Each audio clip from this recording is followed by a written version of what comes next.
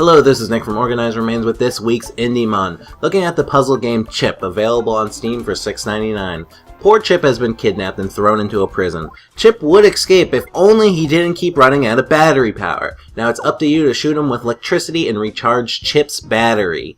To get the electric blast to Chip, you'll need to move around different objects and plan where the blast will end up. The most common thing you'll find are mirrors that you can bounce the blast with in different directions. The farther you get in the game, the more objects become available, like different types of blasts, enemies, obstacles, magnets, and more. I gotta give it to Chip. These types of games don't usually gradually get harder and harder. It's usually, here's like 5 really easy levels, and now let's just make the rest of the levels super hard.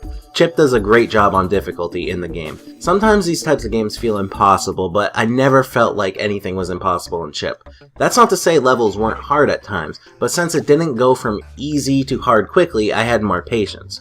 Each level can get you 3 light bulbs that you'll need to collect to unlock more levels. 1 light bulb for completing the level, 1 for beating it in a certain amount of time, and the last one is to beat the level in a small amount of moves.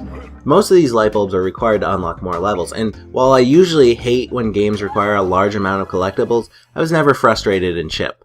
I would figure out how to beat the level, then see how I could beat it in a small amount of moves, and then I would focus on doing it in a short amount of time.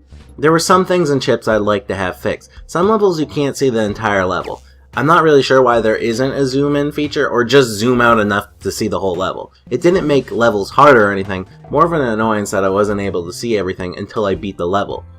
Also, the other thing that could be improved is the area you click things. When I'm going for a short time completion, when I click on something, I want it to work at all times.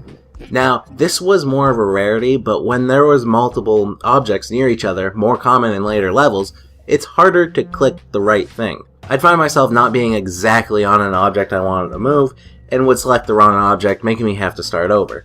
That being said, I really enjoyed my time with Chip. You can unlock clothes in the shop as well, and unlock other characters with coins you get for completing levels. If you're a puzzle fan, then Chip is for you. The difficulty was spot on, the levels were well created, and I was entertained during my playthrough.